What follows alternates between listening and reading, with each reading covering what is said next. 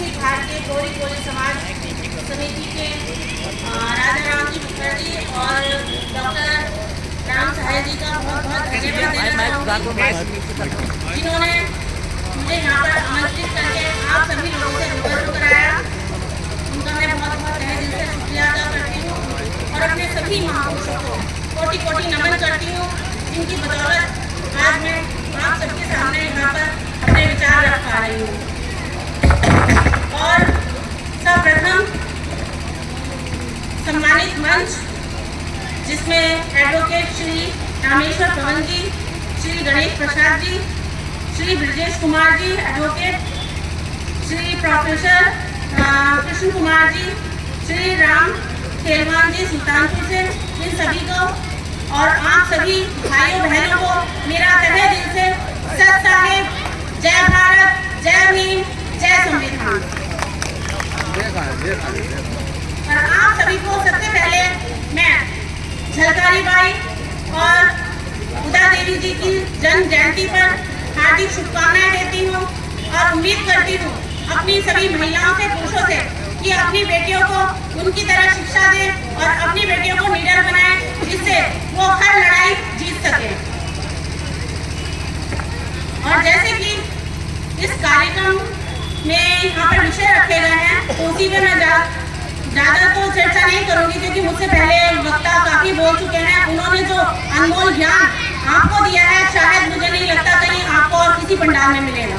तो इस अनमोल ज्ञान को अपने व्यवहार में लागू कीजिए और अपने बच्चों का भविष्य खुद सुनिश्चित कीजिए। आपका बच्चा एक उज्जवल भविष्य लेकर अगर इन विचारों के साथ चलेगा तो उसका भविष्य उज्जवल रहेगा।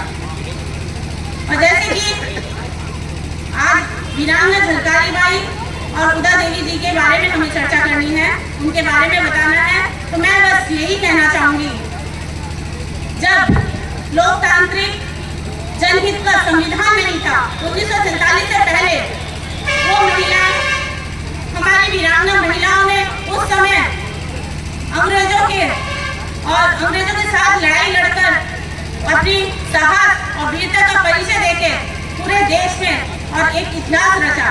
तो क्या आज की महिलाएं जो एक संवैधानिक देश में जी रही हैं, उन्हें सब अधिकार मिले हुए हैं, तो वो इससे भी ज्यादा अपना इतिहास रच सकती हैं, लेकिन बस सोच की बात है, क्योंकि वो सोचना नहीं चाहती। आज महिलाएं कर्मकांड और पाखंडवाद में ही अपना जीवन लिप्त कर रही हैं, जो उनका सबसे बड़ा दुर्भाग्य है, जो उन्हें आगे बढ़ने से रोक रहा है।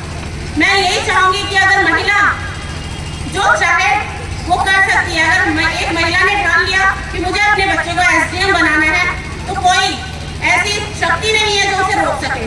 लेकिन महिला को खुद काम करना पड़ेगा, संघर्ष करना पड़ेगा। एक अनपढ़ महिला भी अपने बच्चे को डीएम बना सकती है, लेकिन उसकी सोच है और उसका संघर्ष है कि वो अपने बच्चे पर थोड़ा सा ध्यान दे, उसकी जरूरत है। आज हर महिला, हर घर में महिलाएं पढ़ी लिखी है। पहले तो पढ़ने की भी आजादी नहीं थी, लेकिन हमारी महिलाएं ऐसी हैं जिन्होंने इतिहास रचा, जिसमें से आप सभी लोग जानते हैं कि भारत की सबसे पहली पढ़ी लिखी महिलाएं कौन? सावित्रीबाई फुले थी, जिनकी बदौलत आज हमारी बहू बेटियां और सभी लोग महिलाएं पढ़ रही हैं। तो वो सावित्रीबाई फुले जब उस टाइम पे पढ़ चुकी थी, जब स्कूलों में जाने की इजाजत नहीं थी, तो आज तो हम लोगों को कितने संविधान के अकॉर्डिंग कितने अधिकार मिले हुए, तो आज हम लोग क्यों नहीं कर सकते? तो हमें अपने महापुरुषों से यही शिक्षा लेनी है और अपने व्यवहार में उतारनी है। ये जन्म जयंती मनाने का जो मेन मकसद है, वो हमारा यही होना चाहिए। ये नहीं आए, फूल अर्पण किया और चले गए, लेकिन अगर उनके विचारों को हमने अपना लिया तो इस फूल अर्पण करने की जरूरत नहीं पड़ेगी। अपने महापुरुषों के विचारों को हम आने वाली पीढ़ी तक ट्रांसफर कर सकते हैं और उनके विचारों को जमीनी स्तर पर लागू करके अपने बच्चों का और अपने देश का भविष्य सुधार सकते हैं। तो उसके लिए मैं अपनी महिलाओं को ज्यादा फोकस कर रही हूँ, क्योंकि बच्चा जो है माँ के पास ज्यादा रहता है। पहली शिक्षिका बच्चे की माँ होती है। अगर माँ जागरूक होगी तो हमारा बच्चा जरूर जागरूक होगा और कभी भी किसी से मार नहीं खाएगा, किसी भी क्षेत्र में अपना विकास तो करेगा, अपने समाज का, अपने घर का और अपने पता नहीं कितने लोगों का विकास करेगा। तो अपने बच्चों को जागरूक बनाने की जिम्मेदारी ज्यादा से ज्यादा एक माँ की बनती है, तो उसका जागरूक होना बहुत ज्यादा जरूरी है। और इसमें मैं एक बात और कहना चाहूंगी, इसमें थोड़ी सी कमी हमारे भाई लोगों की भी है, शायद उन्हें बुरा लगेगा, लेकिन आज भी हमारी महिलाओं को